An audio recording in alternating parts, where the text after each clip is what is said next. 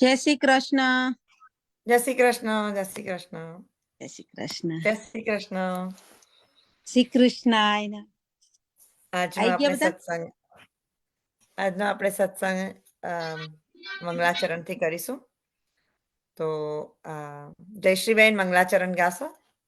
યા શ્રી કૃષ્ણાય નમઃ, શ્રી ગોપીજન વલ્લભાય નમઃ, શ્રીમદાચાર્ય ચરણ કમલેભ્યો નમઃ, શ્રી ગુસાઈજી પરમ દયાલવે નમઃ, શ્રી ગુરુવે નમઃ.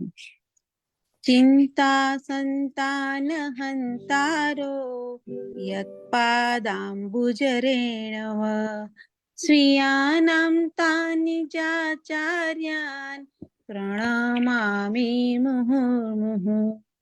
યદનુગ્રહતો જંતુ સર્વદુઃખાતિગો ભવેત તમહં સર્વદા વંદે શ્રીમદવલ્લભનંદનમ. અજ્ઞાનતિમિરાંધસ્ય જ્ઞાનાંજનશલાકયા ચક્ષુરુન્મિલિतं યેન તસ્मै શ્રી ગુરુવે નમઃ. નમામિ હૃદયે શેષે લીલાક્ષીરાબ્ધિશાયિનમ લક્ષ્મી સહસ્રલીલાભી સેવ્યમાनं કલાનિધિં. ચતુર્ભિશ્ચ ત્રિભિસ્તથા ષડ્ભિવિરાજતે યોऽસौ પંચધારુદયે મમ.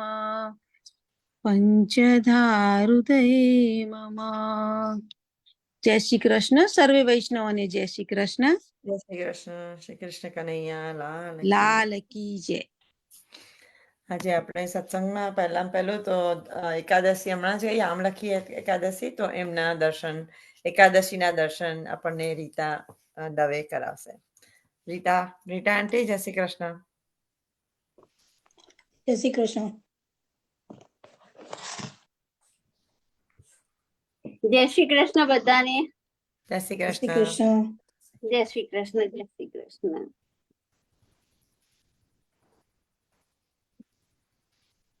ઓકે,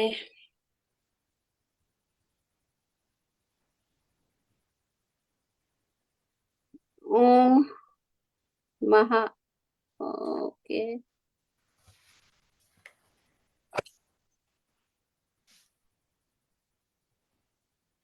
જય શ્રી કૃષ્ણ. જય શ્રી કૃષ્ણ બેટા. ઓકે,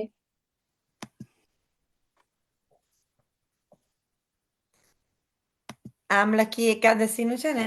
હે આમલી એકાદશી નું છે. હા, એ મેં મોકલું જો તમને.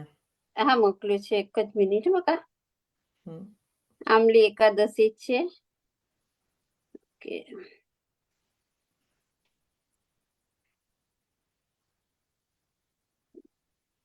ઓકે. જય શ્રી કૃષ્ણ બધાને. હું આમલી એકાદશી વિશે વાત કરીશ. ફાગણ માસના શુક્લ પક્ષમાં આમલી એકાદશી આવે છે. તેનું મહાત્મ્ય બ્રહ્માંડ પુરાણમાં વશિષ્ઠ મુનિ અને માંધાતા રાજા વચ્ચેની વાતચીતના વર્ણન કરવામાં આવ્યું છે. એક વખત માંધાતા રાજાએ વશિષ્ઠ મુનિને પૂછ્યું કે હે અતિ ભાગ્યવાન, જો તમે મારા પર ખુશ અને પ્રસન્ન હો તો મને જણાવો કે કયું વ્રત કરવાથી મારા બધા પ્રકારે મંગલ થાય. વશિષ્ઠ મુનિએ જવાબ આપ્યો કે હે રાજન, હવે હું તને તે વ્રતનો મહિમા અને ઇતિહાસ સમજાવીશ. જે દરેક પ્રકારનું કલ્યાણ બક્ષે છે. ફાગણ માસમાં શુક્લ પક્ષમાં આવતી એકાદશી કરવાથી મળતા સંચિત પુણ્યના પ્રતાપે દરેક પાપનો નાશ થાય છે, દરેકને મોક્ષ મળે છે અને 1000 ગાયોનું દાન કરવાથી જે પુણ્ય મળે છે તે મેળવી પુણ્યશાળી બને છે. જીવ હિંસા કરનાર પારગી પણ પાપથી મુક્તિ મેળવે છે. વૈદેશ નામના સુંદર શહેરમાં એક સુખી બ્રાહ્મણ, ક્ષત્રિય, વૈશ્ય અને શૂદ્ર એ 4 વર્ણના લોકો આનંદથી રહી પોતાના ધર્મનું પાલન કરતા હતા.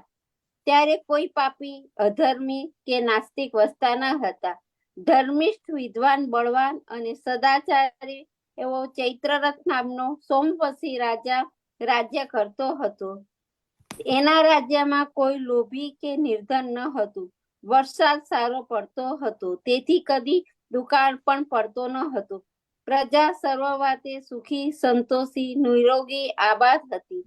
રાજા તેમજ રૈયત બંને ધર્મિષ્ઠ અને વિષ્ણુ ભક્ત હતા.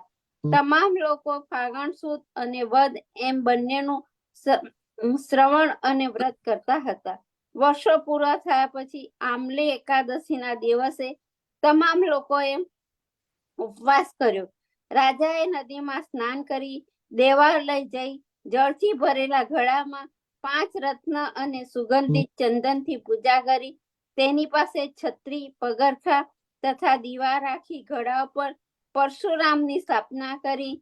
આમલા અને દક્ષિણા મૂકી રેણુકાનો વધ કરનાર અને પૃથ્વીને 21 વખત નક્ષત્રી બનાવનાર સાક્ષાત ભગવાન અવતાર સમા પરશુરામની સ્તુતિ કરી જાગરણ કર્યું. આ સમયે એક શિકારી અચાનક ત્યાં આવી પહોંચ્યો. તે ભૂખ્યો હતો. કુટુંબના પોષણ માટે શિકાર કરીને ખભે ઉપાડેલા પ્રાણીઓના ભારથી તે થાકી ગયો હતો. આ સ્થળે માનવ સમુદાય અને દીવાઓ જોઈને તે આશ્ચર્યચકિત થયો. ખભા ઉપરથી ધરતી ઉપર બધું મૂકી આરામ કરવા બેઠો. આ જગાએ વિષ્ણુ ભગવાનની કથા મહાત્મા થતા હતા. તે સાંભળવાનો તેને લાભ મળ્યો. આખી રાત્રિ ભૂખ્યા જ બધાની સાથે જાગરણ કરી વિતાવી. સવાર પડતા જ તમામ લોકો પોતાને ઘેર ગયા અને આ શિકારી પણ પોતાને ઘેર ગયો. પ્રેમથી ભોજન કર્યું. ઘણા સમય પછી તેનું મૃત્યુ થયું. આમલી એકાદશીથી વ્રતના પુણ્યને તે જયંત નગરીના વિદરથ નામના રાજાને ત્યાં જન્મ થયો. તેમનું નામ વસુરથ પડ્યું હતું.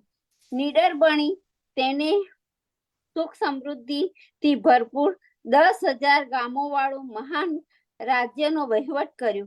તે સૂર્ય જેવો તેજસ્વી, ચંદ્ર જેવો ક્રાંતિમાન, વિષ્ણુ જેવો પરાક્રમી, પૃથ્વી જેટલો ક્ષમાશીલ, ધર્મપરાયણ, સત્યવાદી અને પ્રજાપાલક હતો. યજ્ઞો વારંવાર કરી દાન દક્ષિણા પણ આપતો હતો. એક દિવસ કમનસીબે 2 શિકારેથી પાછા ફરતા તે રસ્તો ભૂલી ગયો. અતિ થાક અને ભૂખ લાગવાથી તે ઘોર જંગલમાં એક વૃક્ષ નીચે સૂઈ ગયો. થોડા સમય પછી પર્વતમાં જંગલમાં રહેનારો મલેચ્છો તેની પાસે આવ્યા. તે રાજાના દુશ્મનો હતા. તેમનો ત્રાસમાંથી પ્રજા રક્ષણ કરવા તેણે અનેક કુટુંબીજનોને મારી નાખ્યા હતા. તેનું વેર લેવા એ મલેચ્છાએ તેની ચારે બાજુથી ઘેરી લીધું અને જાત જાતના આયુધો વડે તેને મારવા લાગ્યો. પરંતુ રાજાના શરીરે કોઈ ઈજા થઈ નહીં. ત્યારે તેમને આશ્ચર્ય થયું અને લાચાર બની ગયા. આ દરમિયાન રાજાના શરીરમાંથી એક લાવણ્યમય સુંદર સ્ત્રી બહાર નીકળી. તેણે અલૌકિક આભૂષણો પહેર્યા હતા. તેની લાલચોળ આંખમાંથી આગના અંગારા ઝરતા હતા. હાથમાં કાળ ચક્ર લઈ બહાર નીકળેલી સાક્ષાત ચંડિકા સમી એ શક્તિ સ્ત્રીએ તમામ મલેચ્છાના શિર ધડથી અલગ કરી નાખ્યા. જ્યારે રાજા નિંદ્રામાંથી બહાર આવ્યો ત્યારે તેણે આ દ્રશ્ય જોયું અને શિર નામી આંખો મીચી હાથ જોડીને ભગવાનને પ્રાર્થના કરી. પોતાનું રક્ષણ કરનાર આ કોણ હશે? આવું વિચારતો જ હતો ત્યાં આકાશવાણી થઈ, હે રાજા, તારા દુશ્મનોની નાશ કરનાર આ સાક્ષાત નારાયણ ભગવાનની માયા છે. આકાશવાણી સાંભળી રાજા અતિશય ગળગળો થઈ ગયો અને તેનું હૃદય ભક્તિભાવથી ગદગદિત થયું. રાજા મહેલમાં પાછો ફર્યો અને નિર્વિઘ્ને ઇન્દ્ર રાજાની જેમ રાજ્ય કર્યું. અંતે દેવલોકમાં ગયો. આમલી એકાદશીનું વ્રત કરનાર ગમે તેવો મહાન પાપોમાંથી મુક્તિ મેળવી વિષ્ણુ લોકમાં જાય છે. ફાગણ સુદની આમલી એકાદશીમાં શ્રી મહાપ્રભુજીના કૃપાપાત્ર શ્રી દામોદર દાસ પુષ્ટિ માર્ગીય મહાત્મા અને ભાવના.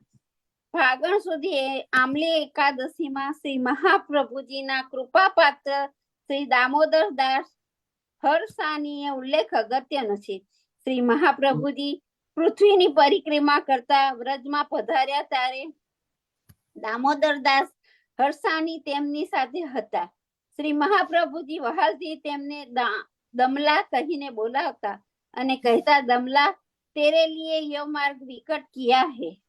એનો ભાવ એવો છે કે જ્યાં સુધી પુષ્ટિ માર્ગમાં છે ત્યાં સુધી દામોદર દાસનું પ્રાગટ્ય ગુપ્ત રહે છે. પુષ્ટિ માર્ગમાં પ્રભુની પ્રીતિ છે ત્યાં સુધી અમલ છે, અને પ્રભુની અધિક આચાર્યમાં પ્રીતિ થાય ત્યારે અમલ કહેવાય છે. દામોદર દાસના દર્શન નામ લેવાથી પાપમાંથી મુક્તિ મળે છે. માટે આ એકાદશીને આમલી એકાદશી ગણવામાં આવે છે. પુષ્ટિ માર્ગમાં એકાદશી પાછળની બીજી ભાવના એ છે કે આને કુંજ એકાદશી પણ કહે છે. કુંજ એકાદશી એ નિજ મંદિરની તિબારી સુધી આંબા તથા કેળની ઘેરીનું કુંજ બંધાય છે, અને સંધ્યા આરતી બાદ કુંજ રમવામાં આવે છે.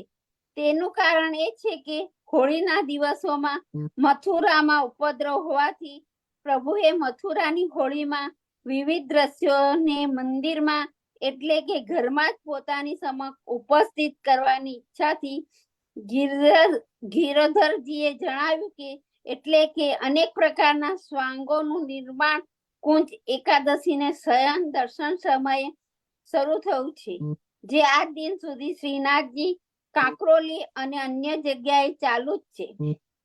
બ્રહ્મા, વિષ્ણુ, ગણેશ, ઇન્દ્ર વગેરે દેવોએ પોતાના વિવિધ વેશ અને વિવિધ રૂપોમાં મંદિરની લીલા જોવા પધારે છે, અને કુંજ એકાદશી થી હોળી ખેલ થાય છે. જ્યાં પ્રભુ સાક્ષાત વ્રજમાં લીલા કરતા હોય તે જોવા દેવતાઓ અવશ્ય પધારે છે. દેવતાઓ ઉપરાંત વિવિધ સંપ્રદાય, સાધુ, સંતો અને મહંતો પણ ત્યાં આવી શ્રીનાથજીને રીઝવવા વિવિધ પ્રકારના ગાન, તાલ, નાચ અને કાર્યક્રમો થાય છે. એકાદશી થી રાજભોગ ખેલાય છે, અને શયનના દર્શનમાં અબીલ ગુલાલની છોડો ઉડે છે.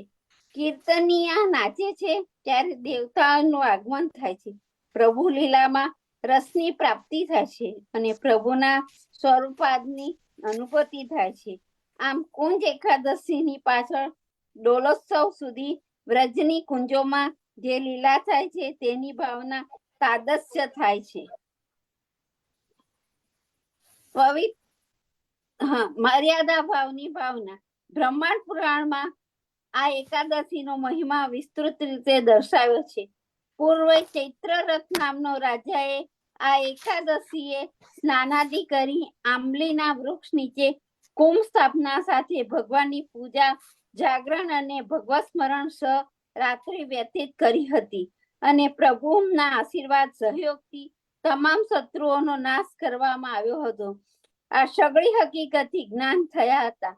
આમ આંબલી એકાદશીના મહાત્મા મર્યાદા ભાવનો ભાસ પણ જોવામાં આવે છે. ઇતિ શ્રી સ્કંદ પુરાણે ફાગણ સુદ શુક્લ પક્ષી આંબલી એકાદશી નું વર્ણન અહીં સંપન્ન થાય છે. શ્રી કૃષ્ણાર્પણમસ્તુ. જય શ્રી કૃષ્ણ બધાને. જય શ્રી કૃષ્ણ. જય શ્રી કૃષ્ણ. બહુ સરસ એકાદશી છે. આ પણ બધી એકાદશી તો બહુ સરસ સરસ હોય છે. હા, બધી એકાદશી નો કોઈ તો મહાત્મા છે જ. હા, આમાં હોળીનું બહુ સરસ મહાત્મા છે આમલકી એકાદશીમાં. હા, અને ખબર છે બધે તો બધી જગ્યાએ તો મેળા ભરાય છે આ એકાદશીએ. તને ખબર હોય તો આપણા પંચમહાલમાં તો મેળો ભરાય જ અવશ્ય. ચોક્કસ ભરાય. હા, આપણા પંચમહાલમાં તો તું તો હાલોલની છે એટલે આઈ ડોન્ટ નો, તું નાની હતી ત્યારે નહીં હોય, પણ અમે તો હમણાં આવ્યા છે એટલે આપણા પંચમહાલમાં તો ભરાય. એકાદશીમાં ભરાય જ છે. સાચી વાત છે. આમલી એકાદશીએ તો ભરાય જ મેળો. હાલોલ, દાહોદ, ગોધરા એ બધે ભરાય જ મેળો. બહુ મજા આવે. તમે કઈ ના આંટી, મેં તમને પૂછ્યું નહીં, તમે ક્યાંના છો ઇન્ડિયામાં? અમે તે દાહોદ નું નામ સાંભળ્યું છે. દાહોદના, અચ્છા દાહોદના. દાહોદ ની પાસે ઝાલોદ કરીને ગામ છે, ઓકે ત્યાંના છીએ અમે. ઓકે. એટલે આમ આપણો તાલુકો પહેલા પંચમહાલ હતો ને, તો પંચમહાલ, આમ પંચમહાલ. પંચમહાલ કહેવાતું હતું, પંચમહાલ ના કહેવાય અમે. ઓકે ત્યાંના થેન્ક છીએ. યુ. You welcome. આપણે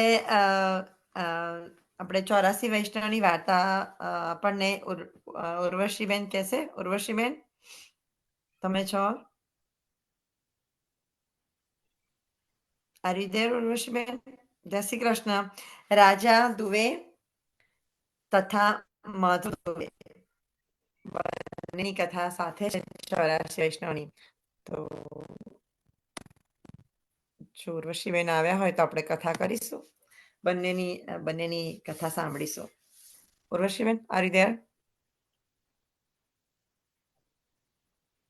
ઓકે. આજે આપણી સાથે પેલા ઓકે ઉર્વશીબેન કમિંગ ઇન આપણી સાથે છે ને, તે પછી રશિયા ગાવા માટે હમણાં ધ્વનિબેન આવવાના છે, ઇન્ડિયાથી જોડાવાના છે. She is a very good singer અને એકચ્યુઅલી કીર્તન શીખવાડે છે. તો અહીંના જ કોઈ વૈષ્ણવના રિલેટિવ છે ધ્વનિબેન. લાસ્ટ ટાઈમ આપણી સાથે આવ્યા હતા, અમે જોડાયા હતા અને બહુ જ સરસ વોઇસ છે અને સુપર ગાય છે ભગવાનના ભજનો. તો એ પણ આપણી સાથે આજે જોડાવાના છે. તો એ પછી રશિયા ગાશે. તો આઈ થિંક જો ઉર્વશીબેન ના આવ્યા હોય તો આપણે ગીતાના શ્લોક્સ કરીશું. આઈ ડોન્ટ સી ઉર્વશીબેન. આઈ થિંક એમને network issue on and on. ઉર્વશીબેન આર યુ ધેર? જય શ્રી કૃષ્ણ ઉર્વશીબેન.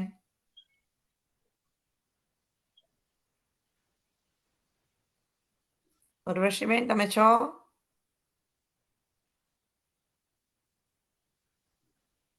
Okay, I guess she's not. I see her phone. Urvashiben, are you there? Okay, તો કઈ નહીં. There you are. Yeah, sorry, ખબર નહીં open જ નતું તું. You cannot see me, guys, જય Shri Krishna. because camera open નથી થતો. Okay. Okay, જય Okay, શ્રી તમે કૃષ્ણ તમને સંભળાય છે ને? અમારી સંભળાય છે. સર્વે વૈષ્ણવને જય શ્રી કૃષ્ણ. જય શ્રી કૃષ્ણ. રીટાબેન તમે બહુ અમને સરસ. 84 વૈષ્ણવની વાર્તા કરવાના છો. હા, રાજા દુબે તથા માંગો દુબે. હા. હવે શ્રી આચાર્યજી મહાપ્રભુજીના ની સેવક રાજા દુબે માંગો દુબે સાંચરો મહેનૂતમાં રહેતા. તેમની વાર્તાનો ભાવ કહીએ. ભાવ પ્રકાશ. એ બેઉ ભાઈ શ્રી લલિતાજી ની સખી છે. એનું નામ કુંજરી છે. તે કુંજ રચનામાં નિપુણ છે. તે રાજા દુબે પ્રખ્યા. બીજીનું નામ રસાલિકા છે. એ ફૂલના રસમાં અલી જે બ્રહ્મર જેમ લોભાય તેમ લીલા રસમાં મગ્ન રહે છે. તે રસલિકા માઘો દુબેનું પ્રાગટ્ય છે. આ બે ભાઈઓ એક સાંચોરના ઘરે જન્મ્યા. એમનો પિતા બહુ ધર્મવાળો હતો. મર્યાદા માર્ગની રીતિથી શ્રી ઠાકોરજીની પૂજા કરતો. એમના ઘરે સાધુ સંત વૈરાગી ભૂખ્યો નીકળે તો તેને ભૂખ્યા જ ન જવા દે. પ્રીતિથી રાખતા એકાદશીનું જાગરણ સદા કરતો. તે રાજા દુબે માઘો દુબેના માતા પિતા માંદા થયા ત્યારે બંને બેટાઓને કહે, હવે અમને આ સમયે શ્રી રણછોડરાયજીના દર્શન કરાવો તો બહુ સારું. ત્યારે રાજા દુબે અને માઘો દુબે બંને એ ડોલી ભાડે કરી માતા પિતાને બેસાડી શ્રી ઠાકોરજીની સાથે લઈ ચાલ્યા. પછી શ્રી રણછોડજીના દર્શન માતા પિતાને કરાવ્યા. ત્યાં કેટલાક દિવસથી શ્રી આચાર્યજી પધાર્યા જ હતા. પછી માતા પિતાનો દેહ છૂટી ગયો. ત્યારે રાજા દુબે અને માઘો દુબે એ સંસ્કાર કર્યા છૂટક લાગ્યું. તેથી ડોલી ઉપર બેસી રહેતા. ત્યારે રાજા દુબે અને માઘો દુબે લોક પૂછે છે કે અહીં ક્યાં કથા વાર્તા થાય છે. ભગવત ચર્ચા થતી હોય તો ત્યાં જઈએ. સૂતકના દિવસો નીકળતા નથી. ત્યારે એકે કહ્યું, શ્રી વલ્લભાચાર્યજીની પૃથ્વી પરિક્રમા કરી અહીં ઉતર્યા છે. તેઓ કથા બહુ સુંદર કહે છે. ત્યારે તમે ત્રીજા પહેરે જજો. ત્યારે રાજા દુબે માઘો દુબે કહ્યું, સારું, અમને આજ તમે લઈ ચાલજો. પછી અમે નિત્ય જઈશું. ત્યારે તેને કહ્યું સારું. પછી ત્રીજા પહેરે તે આવી રાજા ધુવે અને માગો ધુવેને લઈ ગયું. પછી બંને ભાઈઓ દૂરથી દંડવત કરીને બેઠા. ત્યારે આચાર્યજી કહે આગળ આવો. ત્યારે બંને ભાઈઓ કે મહારાજ મને સુતેક છે, તેથી દૂર બેઠા છીએ. ત્યારે આચાર્યજી કહે કે તમે બંને ભાઈઓ સદા શુદ્ધ છો, અમારી આગળ આવીને બેસો અને સંદેહ હોય તો પૂછો. ત્યારે બંને ભાઈ પ્રસન્ન થયા, આગળ આવી બેઠા. શ્રી આચાર્યજીએ નંદ મહોત્સવનું વર્ણન શ્રી ભાગવતના 10મા સ્કંદમાં 5મા અધ્યાયનું વર્ણન કર્યું. બંને ભાઈ નંદાલાલની લીલાનો અનુભવ કરાવી દીધો. પછી કથા થઈ ચૂકી ત્યારે બંને ભાઈ દંડવત કરીને કહે મહારાજ શું કરાય, શું કરીએ, સૂતક છે, નહીં તો શરણે લેવાની વિનંતી કરત. હવે અમારો જન્મ સફળ થયો કે આપણા દર્શન થયા. ત્યારે આચાર્યજી કહે અમે તમારા મનની વાત જાણીએ છીએ, તમે બંને અમારા છો. સૂતક ઉતર્યા પછી અંગીકાર કરી તમારા સઘળા મનોરથ પૂર્ણ કરી પછી બીજી જગ્યાએ જઈશું. તમે ચિંતા ફિકર ન કરો. હવે તમારે મુકામ જઈ કાલે આ સમયે પાછા આવજો. ત્યારે મુકામ ઉપર ગયા પછી બધી રાત્રિ નંદાલયની લીલામાં અનુભવનો આવેશ રહ્યો. સવારે ઉઠી બંને ભાઈ પરસ્પર વાતચીત કરી હવે આપને કૃતાર્થ થયા. શ્રી આચાર્યજી સાક્ષાત પુરુષોત્તમ છે એ એક દિવસની કથામાં લીલારસનો અનુભવ કરાવ્યો. પછી એ જ પ્રકારે સૂતકના દિવસે નીઠ એટલે જેમ તેમ કરીને વિતાવ્યા. 11 દિવસ નાહીને શુદ્ધ થઈ શ્રી આચાર્યજીની પાસે વહેલી સવારે આવી વિનંતી કરી મહારાજ અમને શરણાઈ લો. ત્યારે આચાર્યજીએ બંને ભાઈને ફરી નવડાવ્યા, નામ સંભળાવ્યું અને બ્રહ્મ સંબંધ કરાવ્યું. પછી શ્રી આચાર્યજી કહે હવે તમે ભગવત સેવા કરો. ત્યારે રાજા ધ્રુવે કહે મહારાજ અમારા પિતાના ઠાકુર અમારી પાસે છે. માતા પિતા પૂજા માર્ગની રીતથી સેવા કરતા તેમને અહીં આવી દેહ છોડ્યો છે. અમારા ઉપર આપની કૃપા થઈ તો હવે જે પ્રકારે આપ આજ્ઞા કરો તે પ્રકારે સેવા કરીએ. ત્યારે આચાર્યજી કહે જાઓ મુકામેથી ઠાકોરજીને લઈ આવો. એટલે માંગો ધુવે જઈ ઠાકોરજીની ઝાંપી લઈ આવ્યો. પછી શ્રી આચાર્યજીએ ઠાકોરજીને પંચામૃત સ્નાન કરાવી રાજા ધુવે માગો ધુવેને માથે પધરાવ્યા અને આજ્ઞા કરી કે બધી જગ્યાએથી મન છોડીને વિરોધ કરી ભગવત સેવા કરજો. ત્યારે રાજા ધુવે અને માગો ધુવે વિનંતી કરી જે મહારાજ નિરોધનું સ્વરૂપ શું છે? ત્યારે આચાર્યજી કહે નિરોધના 2 પ્રકારના છે, એક સાધન દશાનો અને બીજો સિદ્ધ દશાનો. સાધન દશાનો નિરોધ લક્ષણ એ સંસાર અને લૌકિક વૈદિક મનમાં ગમે નહીં. એમ જ મનમાં રહે કે ક્યારે ભગવત સેવા કરું ત્યારે કથા વાર્તા કરું અને ક્યારે એમાં રુચિ થાય. મન કદી લૌકિકમાં જાય તે ફરી સેવામાં ખેંચી લગાડે. એમ જાણે કે ભગવાન જ આશ્રયથી બધું કાર્ય સિદ્ધ થઈ જાય છે. આ સાધના દશાનો નિરોધ કહેવાય. બીજો ફળ દિશાનો નિરોધ એ કે મનનો આપમેળે જ એવો સ્વભાવ પડે કે ઠાકોરજીની સ્વરૂપમાં ધ્યાન વિના જ બીજી જગ્યાએ જાય જ નહીં. લૌકિક વૈદિક કાર્ય કરે પરંતુ મન ઠાકોરજીની વિના બીજી જગ્યાએ જાય જ નહીં અને ફળ દશાનો નિરોધ છે. તેને આ સંસારનું દુઃખ સુખ અનેક તાપ અને બીજાને જે લાગે એ પણ લાગે નહીં. મન શ્રી ઠાકોરજીના અને એમની લીલાઓના રસમાં મગ્ન રહે આ નિરોધનો બીજો પ્રકાર છે. ત્યારે રાજા ધુવે માથા ઉપર લીટી કપાઈ ગઈ છે. પ્રકારનો નિરોધ દુર્લભ છે. તેથી આમ જેમ એમને સંસાર સમૃદ્ધમાંથી ડૂબતા હાથ પકડી શરણે લીધા છે તે જ પ્રકારે નિરોધનું દાન આપ કરશો તો અમને કંઈક સિદ્ધિ થશે. બીજી પ્રકારે અમારું તો કોઈ સામર્થ્ય નથી. એ પ્રકારે બંને ભાઈની દીનતા અને સરળ સ્વભાવ જોઈ અને 10મો સ્કંદ જેને નિરોધ સ્કંદ કહે છે તેનો આપે નિરોધ લક્ષણ ગ્રંથ કરી બંને ભાઈને પાઠ કરાવી આપ્યો. એટલે બંને ભાઈઓએ એટલા નિર્દોષ હતા કે આચાર્યજીએ એમના પર કૃપા કરી અને એમને 10મા સ્કંદનું જ્ઞાન કરાવ્યું અને બંને ભાઈને પાઠ કરાવીને કહ્યું તો બંને ભાઈઓને નિરોધ સિદ્ધ થશે. એમ કહી પોતાનું ચરણામૃત બંને ભાઈને આપ્યું. ત્યારે તત્કાલ બંને ભાઈ નું મન અલૌકિક થઈ ગયું. લીલારસનો અનુભવ થવા લાગ્યો. પછી આચાર્યજી કહે, હવે તમે તમારા ઘરે લઈને જઈ સેવા કરો. જેને નિરોધ થયો તેને બહુ બોલવું કે દેશામાં ફરવું નહીં. તેથી જ્યારે ઘરે જાઓ, દેવીજી આવે તેમને નામ આપજો. અમને નિરોધ તો સિદ્ધ થયો, અને જે તમારો સંગ મન લગાવી કરશે તેને પણ નિરોધ સિદ્ધ થશે. જ્યારે રાજા ધુવે માગો ધુવે પાસે દ્રવ્ય હતું તે શ્રી આચાર્યજીને ભેટ કરી અને આપનાથી વિદાય કરી દ્વારકા ચાલ્યા. તે પોતાના ગામ મૈનંદમાં આવ્યા અને ઘરમાં આવીને બંને ભાઈ ભગવત સેવા કરવા લાગ્યા. કઈ દ્રવ્ય ઘરમાં હતું તેમાં નિર્વાહ કરે. કોઈનાથી વધારે બોલે નહીં. જે આવે એના પર દયા કરી અને ખાનપાનનું સમાધાન કરે. ભગવત વાર્તા કરી બંને ભાઈ શ્રી ઠાકોરને લીલા રસમાં મગ્ન રહેતા. વાર્તા પ્રસંગે, જે ગામમાં રાજા દુવે માગો દુવે રહેતા તે ગામમાં બંને ભાઈ સાંચારો બ્રાહ્મણ બીજા રહેતા. તેમના મોટા ભાઈનું નામ રામજી અને નાના ભાઈનું નામ હરિકૃષ્ણ હતું.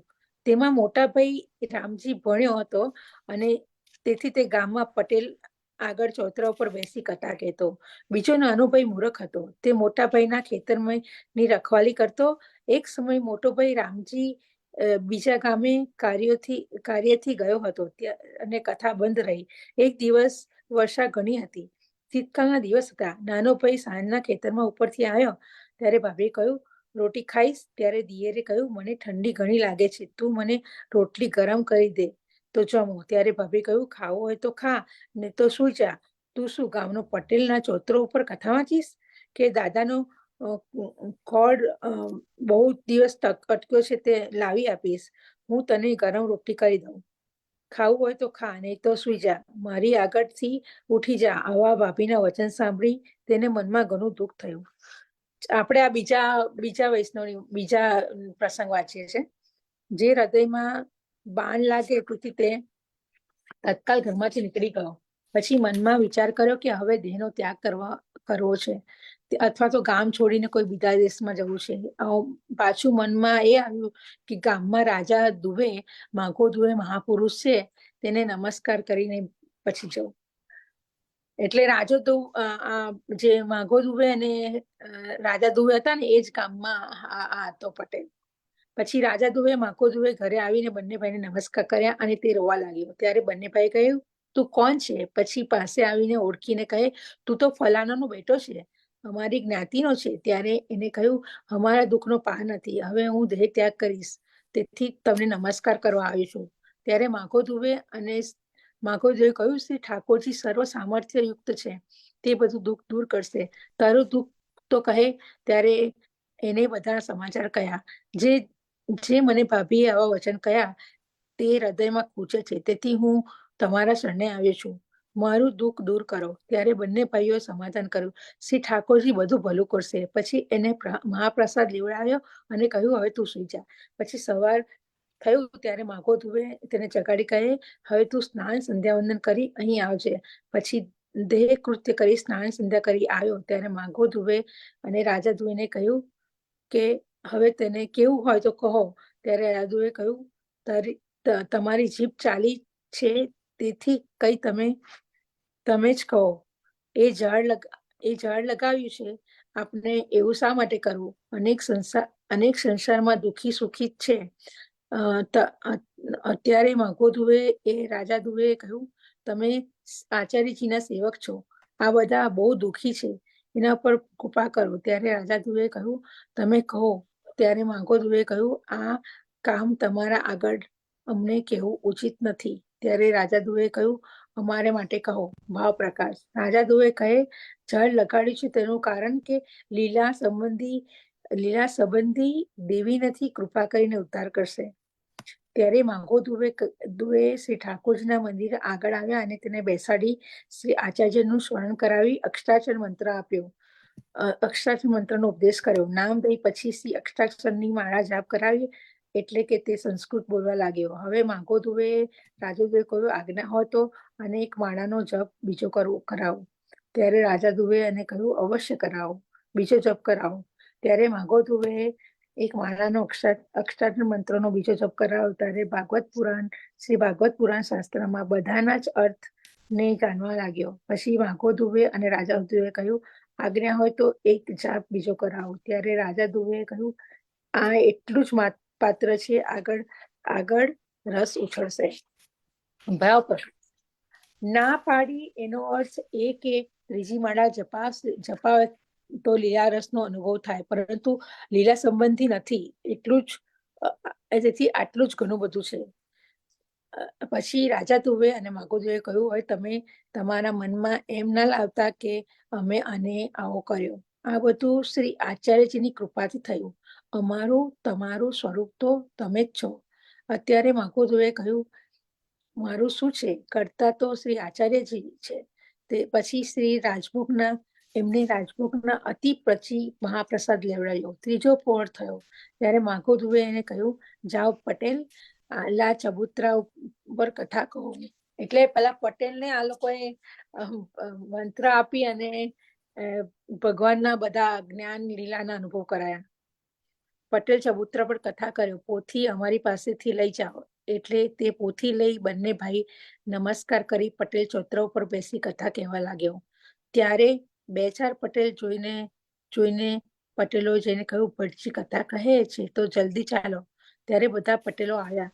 આનું કહેવાનું તો કૃપાબળનું, જેથી સુંદર કથા કહી. ત્યારે બધા પટેલો કહ્યું, તમે તો કથા તો બહુ સુંદર કહો છો, પહેલા કેમ કહેતા ન હતા? ત્યારે એને કહ્યું, મારો મોટો ભાઈ કહેતો નથી કે હું નહોતો કહેતો. બધાએ કહ્યું, હવે તમે જ કથા કરો, અમારા મહાન ભાગ્ય છે કે આવો બ્રાહ્મણ મળ્યો. પછી બધા પટેલો મળીને વિચાર કર્યો કે ભટ્ટજીએ પ્રથમ કથા કહી, તેથી ખાલી હાથે જાય તો સારું નહીં. એટલે બધા પટેલોએ ભટ્ટજીને સારી રીતે પૂજા કરી. પછી ઉઠીને માધો ધ્રુવે પાસે આવીને તેનું પૂજા દ્રવ્ય આગળ ધરી વિનંતી કરી, તમે મારા ગુરુ છો, તમારી કૃપાથી પટેલોના ચોતરા ઉપર કથા કહી આવ્યો. બધા પટેલ પ્રસન્ન થયા. ત્યારે બધા માધો ધ્રુવે કહ્યું, આજ પછી હું ના બોલીશ. તમારા ગુરુ તો શ્રી આચાર્યજી છે, અમે તો તેમની આજ્ઞાથી નામ આપીએ છીએ, તેથી આ બધું દ્રવ્ય એમનું છે. શ્રી આચાર્યજી પધારે ત્યારે એમને ભેટ કરજે, એમનો સેવક થજે. ત્યારે એને કહ્યું કે હું ક્યાં રાખું, તમે યોગ્ય જાણો તેમ કરો. ત્યારે માગો ધ્રુવે પ્રજાનું દ્રવ્ય ધરી રાખ્યું. એવામાં જગન્નાથ જોશી અને રામદાસ અડેલ શ્રી આચાર્યજીને દર્શને જતા હતા. તેમની સાથે તે દ્રવ્ય શ્રી આચાર્યજીને માટે મોકલી આપ્યું. પછી પટેલના ચોતરા ઉપર નિત્ય કથા કહેતો. એટલામાં થોડા દિવસમાં મોટો ભાઈ આવ્યો. ત્યારે નાના ભાઈએ માગો ધ્રુવેને કહ્યું કે આજ્ઞા હોય તો દાદાનો કિરાસ બહુ દિવસથી અટક્યો છે, તે લેવાને જાઓ. ત્યારે માગો ધ્રુવે કહ્યું, હવે તમે જે કાર્ય કરશો તેથી સિદ્ધ થશે, શ્રી આચાર્યની કૃપા છે. તેથી ત્યારે બંને ભાઈની આજ્ઞા લઈ નમસ્કાર કરી તે ગયો. ત્યારે જ્યાં રજપૂત ઉઠીને પગે પડ્યા અને કહ્યું કે અમારા મહાન ભાગ્ય છે કે તમે આવ્યા. પછી એમને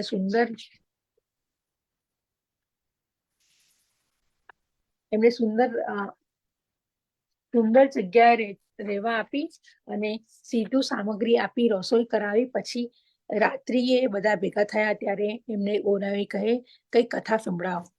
એટલે એક શ્લોક કહી બધાને અર્થ સંભળાવ્યો. તે સાંભળી બધા પ્રસન્ન થયા. કહ્યું કે જે ભટજી બહુ યોગ્ય છે.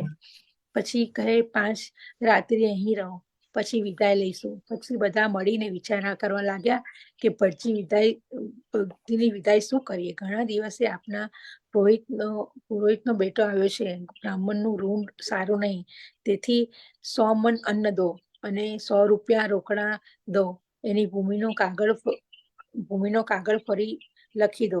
એ પ્રકારે આગળનું ઋણ બ્રાહ્મણનું આપના ઉપર છે તેનાથી છૂટીએ. ત્યારે બધાએ કહ્યું, બહુ સારું. પછી બધા મળીને 100 રૂપિયા રોકડા દીધા અને 100 મણ અન્ન દીધું.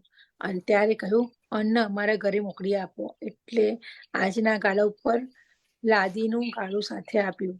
પછી અને ફરીથી નવો કાગળ લખી લીધો. હવે કહે જમીનદાર છીએ તેથી પ્રતિવર્ષ તમારો ગરાસ લઈ જજો.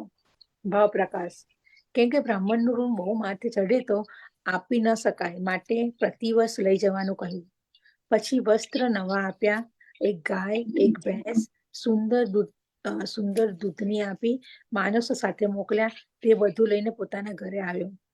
પોતાના ઘરના દ્વાર ઉપર આવીને ભાભીને બોલાવીને કહે પટેલના ચોતરા ઉપર કથા પણ કહી આવ્યો અને બાપદાદાના ગરાસનો પાછો પણ લઈ આવ્યો છું. હવે બારણું ખોલ્યો ત્યારે ભાભીએ કમાન ખોલ્યું. એનું તેજ જોઈને ચકિત થઈ ગઈ અને પછી મોટો ભાઈ જુએ તો એના મુખ ઉપર ભગવાનનું તેજ બિરાજે છે. ત્યારે ડરીને કહ્યું ભાઈ અંદર આવો. પછી તેને ભાભીને નમસ્કાર કરીને કહ્યું કે તમે મને શીખવણ આપી તેથી શ્રી ઠાકોરજીએ મારું મનોરથ પૂર્ણ કર્યું. પટેલના ચોતરા ઉપર કથા પણ કહી આવ્યો અને દાદાનો ગરાસ પણ લઈ આવ્યો છું.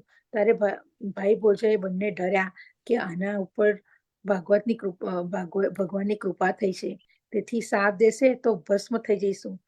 તેથી બંને Okay. So let's start with our breath hold walk. You can simply do the breath holds with me. Your choice. Sorry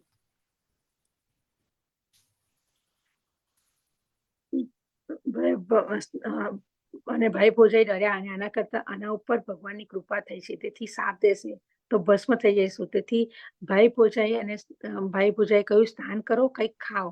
ત્યારે એને કહ્યું રાજા તુએ માંગો તુને નમસ્કાર કરીને કહ્યું પછી કંઈક કર્યું. ત્યારે મોટા ભાઈએ કહ્યું તેમની પાસે પહેલા જવાનું શું કારણ? ત્યારે તેને કહ્યું તમે તો અમારા સ્વરૂપને જાણો છો, આ બધી કૃપા તો એમની જ થઈ છે, મારામાં શું છે? ત્યારે મોટો ભાઈ પણ સાથે ચાલ્યો અને મારા ઉપર કૃપા કરે. ઠીક, એટલે એ લોકો બધા ભેગા થઈને શ્રી આચાર્યજી એની પાસે ગયા. બસ એટલું જ છે. બહુ સરસ વાર્તા છે. આમાં બહુ સરસ વાર્તા છે, પણ આમાં બહુ સરસ એક વસ્તુ તો જાણવા મળી કે આપણે વારંવાર એક જ વસ્તુ કહીએ કે વાણીમાં બહુ જ જોઈ વિચારીને કોઈ પણ કશું કહેવું જોઈએ. પેલી એની ભાભી એને વિચારીને એટલે બોલતા પહેલા 2 વખત વિચારવાનું કે કારણ કે તમારા કહેલા વચનો પછી તમે પાછા લઈ નથી શકવાના. અને બીજાના ઉપર બહુ ખરાબ ક્યારે એવું અનાપ શનાપ કોઈને કહેવાનું નહીં. પણ આપણા પુષ્ટિ માર્ગમાં તો કીધું છે કોઈને કહેવાનું નહીં કે જે આપણે પછી પાછું ના લે. પણ આપણા પુષ્ટિ માર્ગમાં તો કીધું છે ને કે એટલે વાણીમાં વાણીનું પણ વર્તન તમારું એ હોવું જોઈએ, કોઈનું દિલ ના દુભાવવું જોઈએ. સાચી વાત છે. અને કહેતા પહેલા 2 વખત વિચાર કરવાનો કે આપણે શું કહી રહ્યા છે. આપણે કોઈને મીઠા શબ્દ ના કહી શકતા હોય તો ખરાબ શબ્દ તો કહેવાના જ નહીં. સિમ્પલ. બરાબર. આપણે સત્સંગ કરીએ છીએ એમાંથી આ બધું જો આપણે નહીં શીખીએ ને, આપણે અહીંયા સત્સંગ કરીએ ને પછી બહાર આપણે ગમે તેમ બીજાને કહીએ તો ઇટ્સ નોટ ગુડ, રાઈટ? આ બધું તો આપણે બેઝિક તો આપણને આવડવું જ જોઈએ. અને બેઝિક વૈષ્ણવોને આ બધું તો આપણે તો મૂળ વૈષ્ણવ છે એટલે વૈષ્ણવ કોઈને દુઃખ ના આપે. મન વચન કર્મથી એનું નામ તો વૈષ્ણવ. આપણે વૈષ્ણવ નથી પણ આપણે એવા સાચા વૈષ્ણવ તો નથી. આપણે વૈષ્ણવ ધર્મનો તો પણ કોઈ પણ ખરાબ કહેવાનો આપણો કોઈ અધિકાર નથી. આપણે કોઈને કશું પણ દુઃખ લાગે એવું કહેવાનું જરૂર નથી. જો આપણે એનું જ્ઞાન હોય તો આપણે એ નહીં જ કરીએ. સિમ્પલ. બરાબર છે. થેન્ક યુ તૃપ્તિ. આપણે નેક્સ્ટ ગીતાજીના શ્લોક્સ નું કરીશું. પછી આપણી સાથે ધ્વનિબેન જોડાવાના છે જે આપણને રસિયા સુંદર વાણીમાં ગાશે. રસિયા ગાશે કે I think she is singing Krishna ભગવાનના ભજન ગાવાતા એમને, તો મેં કહ્યું કે શ્યોર. તો આપણે ચેપ્ટર 11 ગીતાજીના ચેપ્ટર 11માં 47 શ્લોકમાં જઈએ તો પણ સેજલ રસિયા રાખને, હમણાં રસિયા ચાલે તો એકાદું રસિયો. ડેફિનેટલી. તમે લાસ્ટ ટાઈમ નહીં આવી શક્યા પણ રસિયા અમે લાસ્ટ ટાઈમ ગાયા હતા. તમે આજે ગઈ શકો છો. ઓકે, તો હું એક રેડી રાખું ને મારું. Sure. You can prepare. Sure. Okay. Neeta auntie, Neeta Ben, go ahead. Thank you, Neeta Ben. Last moment, તમે હા પાડી આ શ્લોકની. I appreciate your સેવા. Yes, okay. સર્વે વૈષ્ણવને જય શ્રી કૃષ્ણ. જય શ્રી કૃષ્ણ. ઓકે, શ્લોક 47મો. મયા પ્રસન્નેન તવ અર્જુનેન્દમ રૂપમ પરમ દર્શિત માત્યયોગાતામ તેજોમયમ વિશ્વમંતનમ માત્વમ યદ્મે તદ્વયેન દ્રષ્ટપૂર્વમ. એનો અનુવાદ છે, પરમેશ્વર બોલ્યા, મેં પ્રસન્ન થઈને મારી અંતરંગ શક્તિ દ્વારા તને આ ભૌતિક જગતમાં મારા આ પરમ વિશ્વરૂપના દર્શન કરાવ્યા છે. આની પૂર્વે અન્ય કોઈને આ અનંત અને દૈદીપ્યમાન તેજોમય આદ્ય રૂપને ક્યારેય જોયું નથી. ભાવાર્થ: અર્જુન પરમેશ્વરના વિશ્વરૂપને જોવા ઈચ્છતો હતો, એટલે ભગવાન કૃષ્ણે પોતાના ભક્ત ઉપર કૃપા કરીને પોતાના પૂર્ણ તેજોમય તથા ઐશ્વર્યમય વિશ્વરૂપનું દર્શન કરાવ્યું. આ રૂપ સૂર્ય સમાન દૈદીપ્યમાન હતું અને તેના અનેક મુખો ત્વરાથી પરિવર્તન પામતા હતા. કૃષ્ણે મિત્ર અર્જુનની ઈચ્છા સંતોષવા માટે જ આ રૂપ દર્શાવ્યું હતું. આ રૂપ કૃષ્ણની અંતરંગ શક્તિ દ્વારા પ્રગટ થયું હતું, જે માનવ બુદ્ધિ માટે અકલ્પ્ય છે. અર્જુનની પહેલા કોઈએ આ વિશ્વરૂપનું દર્શન કર્યું ન હતું, પરંતુ તે રૂપ અર્જુનને કૃષ્ણ દર્શાવ્યું. તેથી સ્વર્ગલોકના તેમજ બ્રહ્માવકાશના લોકના અન્ય ભક્તો પણ તેના દર્શન કરી શક્યા હતા. તેમને પણ પૂર્વે તે જોયું નહોતું, પરંતુ અર્જુનને કારણે તેઓ તેનું દર્શન કરવા સદભાગી થયા હતા. બીજી રીતે કહી શકાય કે કૃષ્ણની કૃપાથી જ શિષ્ય પરંપરાના સર્વ ભગવત ભક્તો તે વિશ્વરૂપના દર્શન કરી શકેલા, જે દર્શન અર્જુનને થયું હતું. કોઈ વ્યક્તિએ તેના ભાષ્યમાં કહ્યું છે કે જ્યારે કૃષ્ણ સંગી વિગ્રહ તરીકે દુર્યોધનને શાંતિ અર્થે મળવા ગયેલા, ત્યારે તેને પણ આ રૂપ દર્શાવ્યું હતું.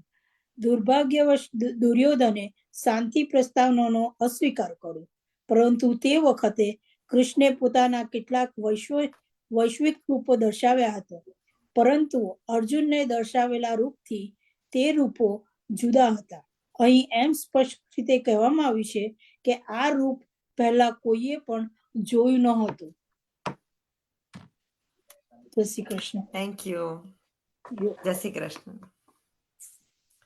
આપણે 48 શ્લોક નંબર 48 દીપિકાબેન. જય શ્રી કૃષ્ણ દીપિકાબેન. દીપિકાબેન પારીખ.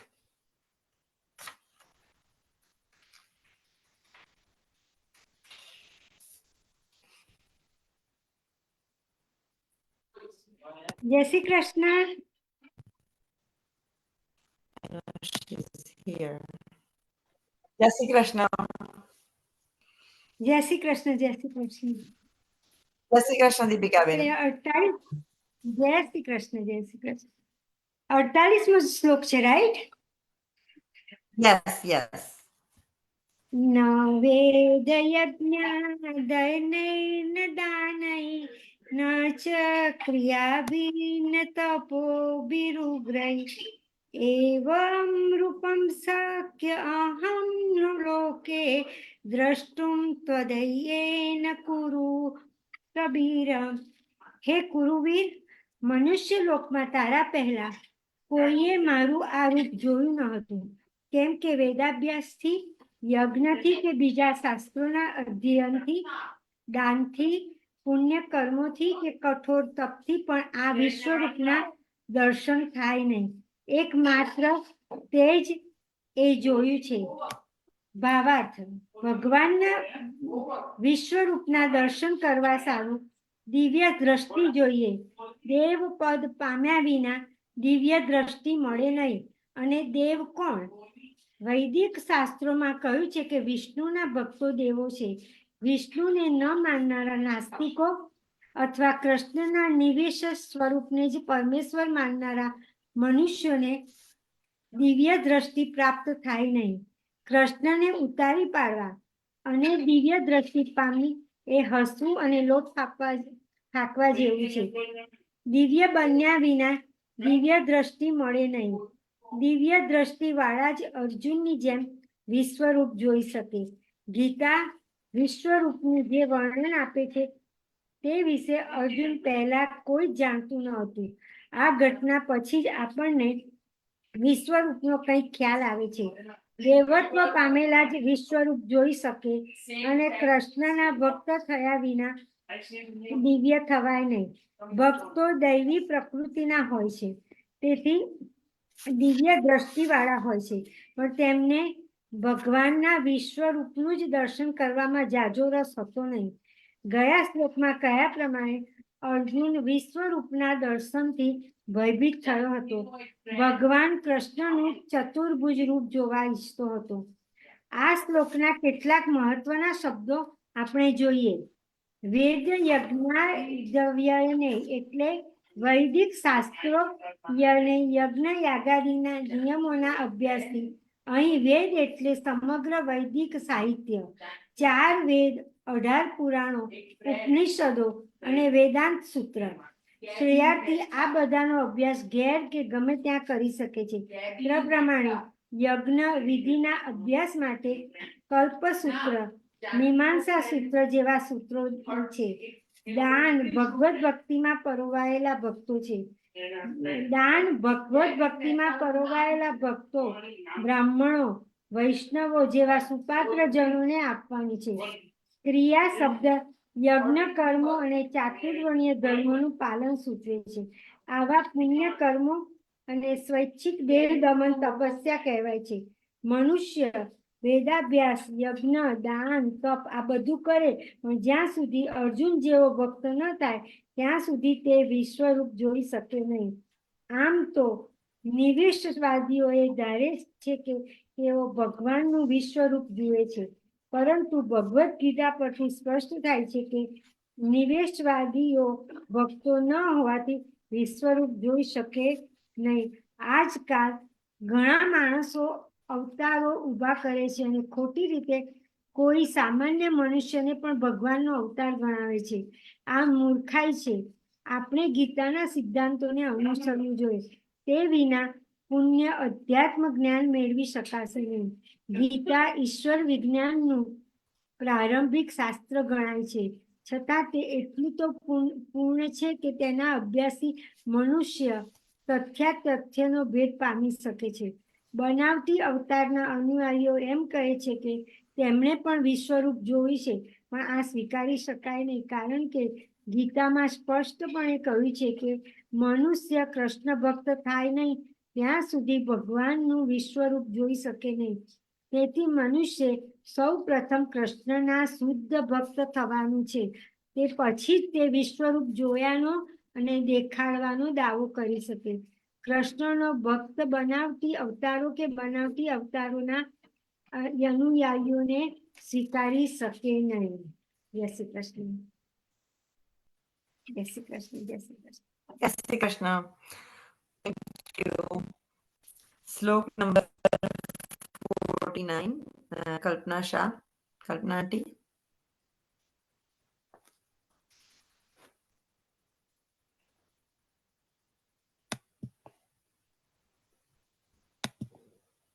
કલ્પના શાહ. કલ્પના આંટી તમે છો? You have joined it, right? Kalpana Shah. જય શ્રી કૃષ્ણ.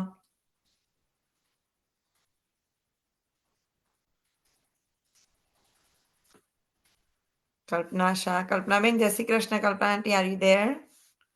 શ્લોક નંબર 49, કલ્પના શાહ.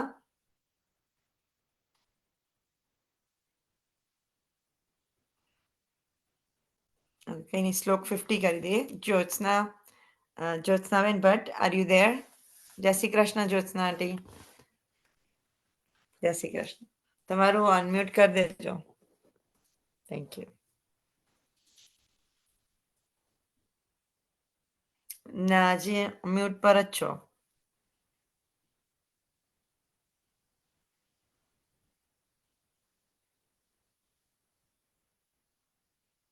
હજી મ્યુટ પર જ છો. Just plus on unmute.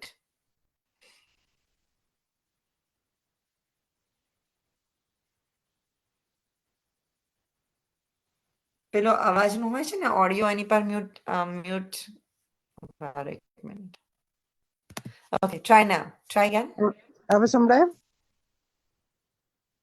હું કલ્પના બોલું છું. ઓકે, એક મિનિટ. કલ્પનાબેન જોડાઈ ગયા છો તમે? કલ્પનાબેન, હા, can you hear હા. me? Yeah.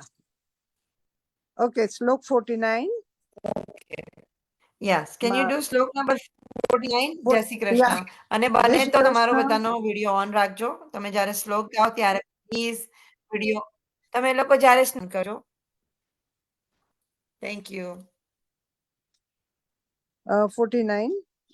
માં તે વ્યથા શ્લોક માં ચ વિમૂઢ ભાવો દ્રષ્ટા રૂપમ ઘોરમ ઇદડમ મમ મેદમ વ્યપેત વિપરીતનાહ પુનસ્તવમ તદેવ મે રૂપમ ઇદમ પ્રવશ્ય. એનો અનુવાદ છે કે કૃષ્ણ ભગવાન અર્જુનને કહે છે, તું મારા આ ભયાનક રૂપને જોઈને અત્યંત વ્યથિત થયો છે તથા મૂંઝાઈ ગયો છે. હવે તે ભલે સમાપ્ત થાય. હે મારા ભક્ત, સર્વે વ્યથામાંથી તું મુક્ત થા. હવે તું શાંત મનથી તને ગમતા મારા સ્વરૂપનું દર્શન કરી શકે છે. ભાવાર્થ આ પ્રમાણે છે. ભગવદ્ ગીતાની શરૂઆતમાં અર્જુન પોતાના પૂજ્ય પિતામહ ભીષ્મજી તથા ગુરુ દ્રોણાચાર્યના વધ કરવા વિશે ચિંતિત હતો. પરંતુ કૃષ્ણએ કહેલું કે તેણે પિતામહને હણવામાં ડરવાની જરૂર નથી. જ્યારે કૌરવોની સભામાં ધૃતરાષ્ટ્રના પુત્રો દ્રૌપદીને નિવસ્ત્ર કરવા પ્રયાસ કરતા હતા ત્યારે ભીષ્મ તથા દ્રોણ મૌન રહ્યા હતા. તેથી કર્તવ્યની આવી ઉપેક્ષાને કારણે તેમનો વધ જવો જોઈએ. કૃષ્ણએ અર્જુનને પોતાના વિશ્વરૂપનું દર્શન એ દર્શાવવા માટે કરાવ્યું કે તે લોકો પોતે કરેલા અનૈતિક કાર્યોના કારણે પહેલેથી હણાઈ ચૂક્યા હતા. તે દ્રશ્ય અર્જુનને બતાવવામાં આવ્યું, કારણ કે તે ભક્તજનો સદા શાંત હોય છે અને તેઓ આવા ઘોર કર્મ કરી શકતા નથી. વિશ્વરૂપ પ્રગટ કરવાનો આશય સ્પષ્ટ થયો હતો. હવે અર્જુનને ભગવાનનું ચતુર્ભુજ રૂપ જોવાની અભિલાષા થઈ હતી અને કૃષ્ણએ તેનું દર્શન પણ કરાવ્યું. ભક્તને ભગવાનના વિશ્વરૂપમાં બહુ રસ નહોતો, કારણ કે તેમાં ભગવાન સાથે પ્રેમ ભાવનું આદાન પ્રદાન થઈ શકતું નહોતું. ભક્ત કાં તો પોતાનો આદરયુક્ત પૂજ્ય ભાવ અર્પિત કરવા ઈચ્છે છે અથવા તો દ્વિભુજ કૃષ્ણના દર્શન પામવા ઈચ્છે છે કે જેથી તે પૂર્ણ પુરુષોત્તમ પરમેશ્વર સાથે પ્રેમ ભક્તિનું આદાન પ્રદાન કરી શકે. શ્લોક પૂરો થયો. જય શ્રી કૃષ્ણ બધાને. જય શ્રી કૃષ્ણ. જય શ્રી કૃષ્ણ. જય શ્રી કૃષ્ણ. જ્યોત્સનાબેન, જય શ્રી તમે કૃષ્ણ. શ્લોક હવે 50 કરવાનો? હા હા, હવે સંભળાય છે? હા, ઓકે. સંભળાય છે. શ્લોક નંબર 50. ઇત્યર્જુનમ વાસુદેવસ્તથોકત્વા સ્વકં રૂપમ દર્શયામાસ ભૂયઃ આશ્વાસયામાસ ચ ભીતમેનમ ભૂત્વા પુનઃ સૌમ્ય વપુર મહાત્મા. સોરી. અનુવાદ. સંજયે ધૃતરાષ્ટ્રને કહ્યું, અર્જુનને આ પ્રમાણે કહ્યા પછી પૂર્ણ પુરુષોત્તમ પરમેશ્વર કૃષ્ણ તેમનું સાચું ચતુર્ભુજ રૂપ દર્શાવ્યું અને છેવટે પોતાનું દ્વિભુજ રૂપ દર્શાવી ભયત્રસ્ત અર્જુનને ઉત્સાહિત કર્યો. ભાવાર્થ. કૃષ્ણ જ્યારે વાસુદેવ અને દેવકીના પુત્ર રૂપે પ્રગટ થયા ત્યારે સૌ પ્રથમ તેઓ ચતુર્ભુજ નારાયણ રૂપે જ પ્રગટ થયા હતા. પરંતુ જ્યારે તેમના માતા પિતાએ વિનંતી કરી ત્યારે તેમણે સામાન્ય બાળકનું રૂપ ધારણ કરી લીધું. તે જ પ્રમાણે કૃષ્ણ જાણતા હતા કે અર્જુનને ચતુર્ભુજ રૂપના દર્શન કરવામાં કોઈ રુચિ નહોતી, પરંતુ અર્જુને આ ચતુર્ભુજ રૂપ જોવાની ઈચ્છા કરી હતી. તેથી કૃષ્ણે તેને ફરીથી આ રૂપ પણ બતાવ્યું હતું. પછી તેમણે પોતાને દ્વિભુજ સ્વરૂપે દર્શાવ્યા. સૌમ્ય વપુઃ શબ્દ મહત્વપૂર્ણ છે. તેનો અર્થ છે અત્યંત સુંદર રૂપ. તે સૌથી સુંદર રૂપ તરીકે જાણીતું છે. કૃષ્ણ પ્રગટ હતા ત્યારે સૌ કોઈ તેમના રૂપથી જ આકર્ષાતા, અને કૃષ્ણ આ બ્રહ્માંડના સંચાલક હોવાથી તેમણે પોતાના ભક્ત અર્જુનના ભયને દૂર કર્યો અને તેને ફરીથી પોતાનું સુંદર સૌમ્ય રૂપ દર્શાવ્યું. બ્રહ્મ સંહિતા 5:32 કહ્યું છે, પ્રેમાંજન છુરિત ભક્તિ વિલોચને જે મનુષ્યની આંખોમાં પ્રેમ રૂપી અંજન આંજેલું છે તે જ કૃષ્ણના સુંદર રૂપનું દર્શન પામી શકે છે. જય શ્રી કૃષ્ણ. જય જય શ્રી શ્રી કૃષ્ણ. જય બહુ શ્રી સરસ વાત કૃષ્ણ. કરી તો. વાવ. શ્લોક નંબર 51 લતા આંટી. લતા આંટી છે.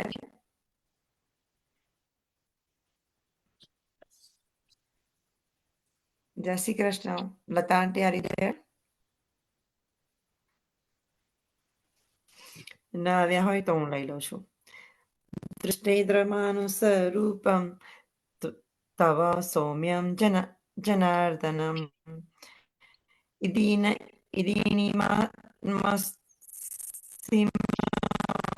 સર્વતું સચેતા પ્રકૃતિગતમ.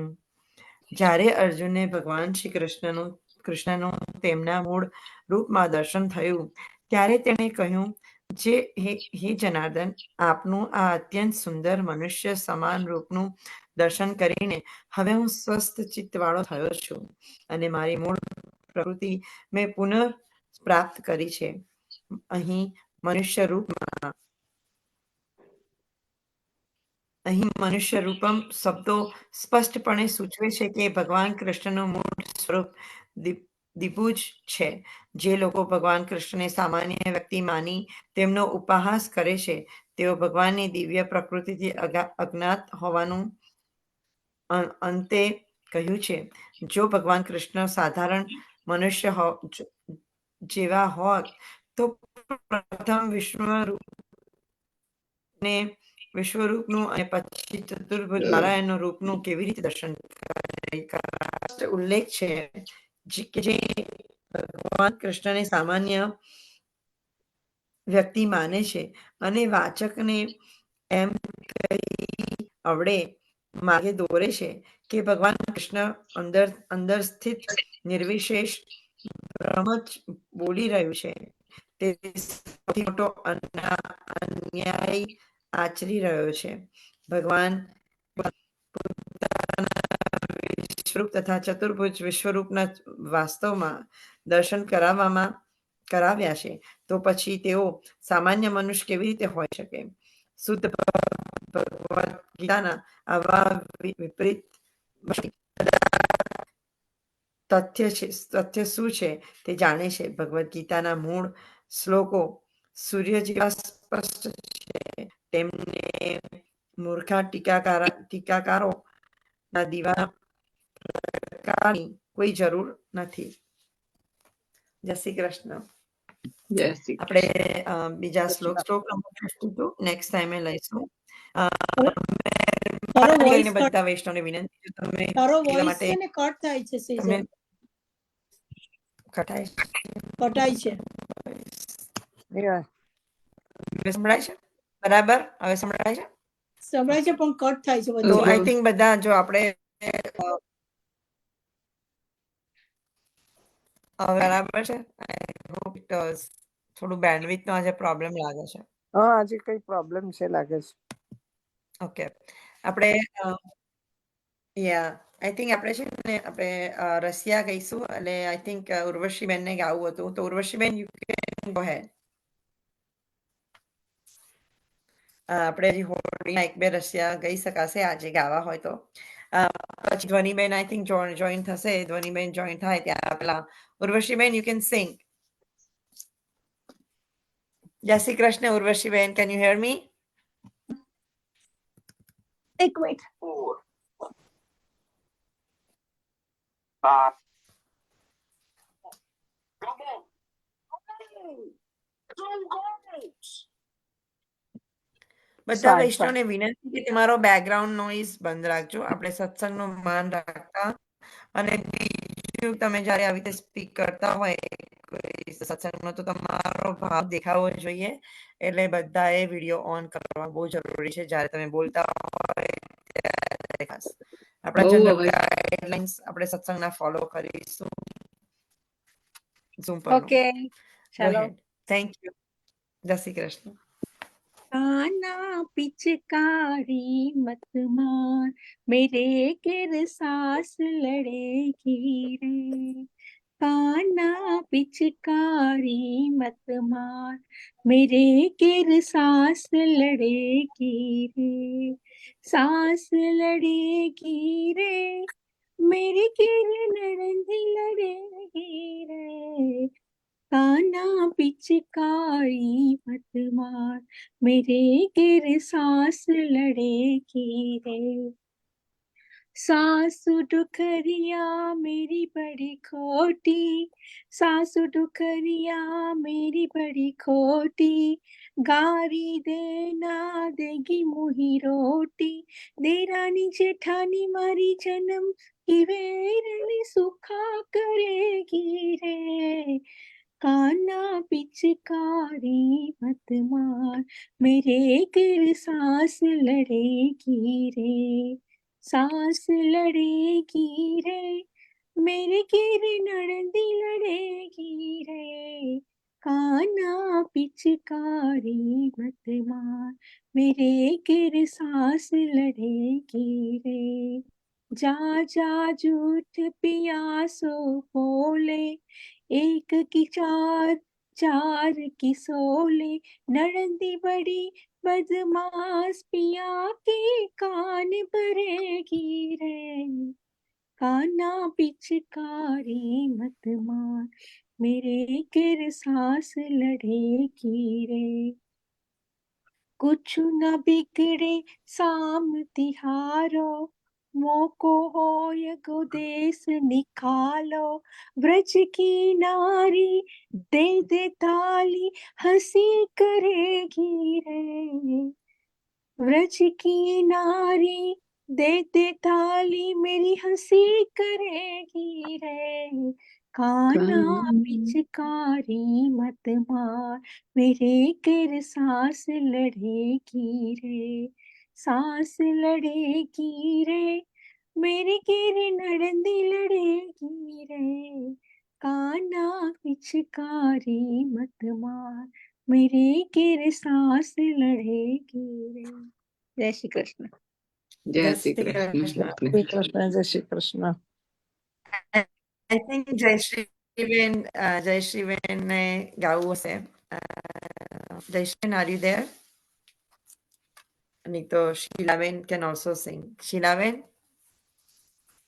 બીજા કોઈ ગાવું છે ભજન? કોઈ પણ ભજન ગાવું છે કૃષ્ણનું?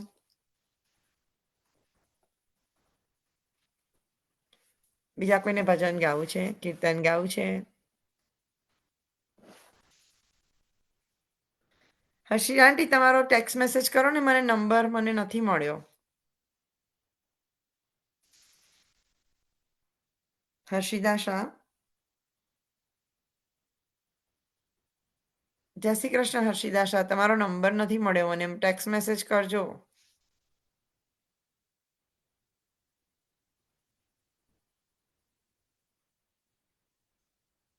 Okay, I don't think she can hear it. Okay, આજે કલ્પેશ અંકલ તો બહાર ગયા છે, એ નથી આવ્યા. તો અને ચક્ષુસા, you are there. Can you sing a bhajan? Do you have any bhajan or rasya available? Prepare મેં કોઈ કર્યા નથી, but let me see if there is anything I have. Sure. થઈ ગયું?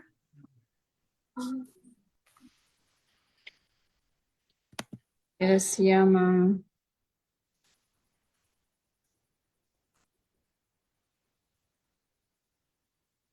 ઓકે, હું એક રસિયા ગાઈ શકું છું. Okay. શ્રી કૃષ્ણ કનૈયા લાલ કી જય.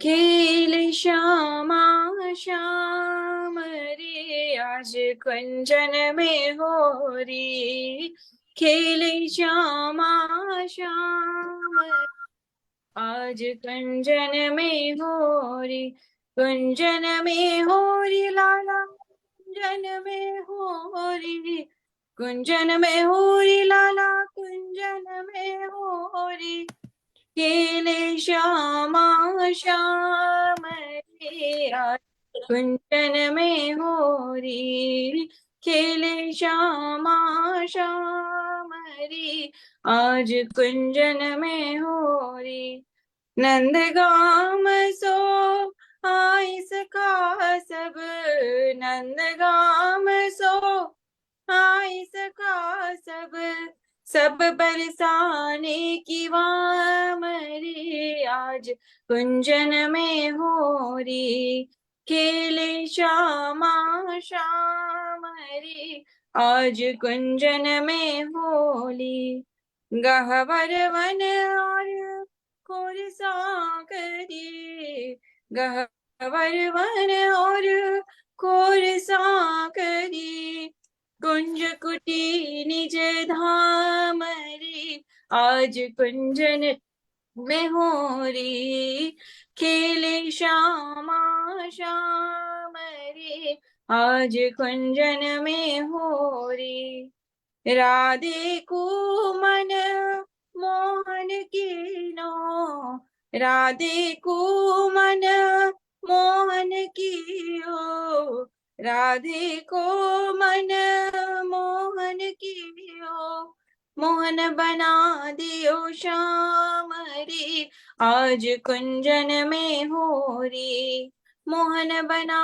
दियो नार रे आज कुंजन में होरी, खेले श्यामा श्याम रे आज कुंजन में होरी, हाथ न मेहंदी पाव महावर, हाथ न मेहंदी पाव महावर, मेहंदी लगाई भालरी आज कुंजन में होरी, मेहंदी लगा गई भालरी आज कुंजन में होरी, खेले श्यामा श्याम रे आज कुंजन में होरी, खेले श्यामा श्याम रे आज कुंजन में होरी, कहत दास नवनीत प्यारो,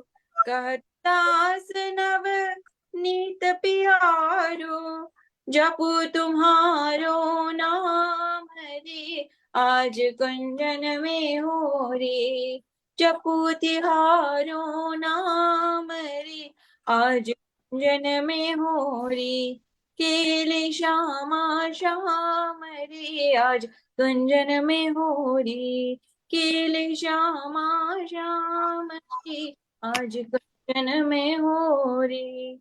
श्री कृष्ण कन्हैया लाल की जय। ચક્ષુષા બહુ જ સરસ ગાયું, કોઈ પણ ઇન્સ્ટ્રુમેન્ટ કશા પણ વગર બહુ જ સરસ તે ગાયું, very nice. Thank you. Thank you. આપણે આશીર્વાદ લઈ લઈશું. આઈ થિંક એ નથી જોડાયા તો વાંધો નહીં.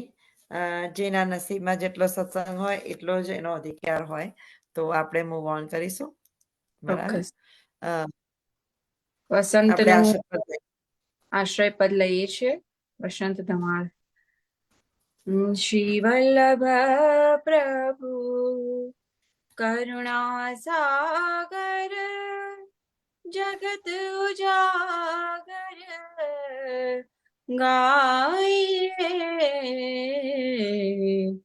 શ્રી વલ્લભ કે ચરણ કમલ કે બલી બલી જાઈએ, जगत उजागर गाइए, वल्लभी सृष्टि समाज संग मिल, जीवन को फल पाए, શ્રી વલ્લભ ગુણ ગાય યહી તે રસિક કહાઈએ જગત ઉજાગર ગાઈએ શ્રી વલ્લભ પ્રભુ કરુણા સાગર જગત ઉજાગર ગાઈએ શ્રી કૃષ્ણ કનૈયા લાલ કી જય. આપણે પેલું રેગ્યુલર આશીર્વાદ ચાલુ નહીં કરવાનું હોળી પછી તરત? હા લઈ શકાય છે. યા હવે ચાલુ થઈ શકે ને, આપણે ઘરે તો એ જ ગઈ શકીએ, રાઈટ? હવે તો યા હા ને, આપણા ઠાકોરજીને હવે એ ચાલુ કરી દેવાનું, પેલું નહીં, વસંત પંચમીનું નહીં, રાઈટ? યા ઓકે, બરાબર છે. જય શ્રી Next. કૃષ્ણ બધા વૈષ્ણવોને. આપણે નેક્સ્ટ સત્સંગમાં મળીશું. બધા વૈષ્ણવને ખૂબ ખૂબ જય શ્રી કૃષ્ણ અને મારા ખૂબ ખૂબ સર્વેને ખૂબ જય શ્રી કૃષ્ણ. જય શ્રી કૃષ્ણ બધાને ખૂબ ખૂબ વેલ વિશ. જય શ્રી કૃષ્ણ જય શ્રી ગીતાબેન. કૃષ્ણ. બધા વૈષ્ણવોને. હવે નેક્સ્ટ ટાઈમ તમે પણ કોઈ શ્લોક લેજો, જો રેગ્યુલર આવવાનો તો તમને શ્લોક મોકલીશ ગીતાબેન. તારો અવાજ શ્લોક કપાય, વાંધો નહીં. થેન્ક યુ બધાને જે શ્રવણ કરે છે. જય શ્રી કૃષ્ણ. જય શ્રી કૃષ્ણ. જય શ્રી કૃષ્ણ. શ્રી કૃષ્ણ કનૈયા લાલ કી જય. શ્રી ગોપાલ લાલ પ્યારે કી જય. શ્યામ સુંદર શ્રી અમને મહારાણી કી જય. શ્રી વલ્લભાધીશ. જય શ્રી કૃષ્ણ. જય શ્રી કૃષ્ણ. જય શ્રી કૃષ્ણ.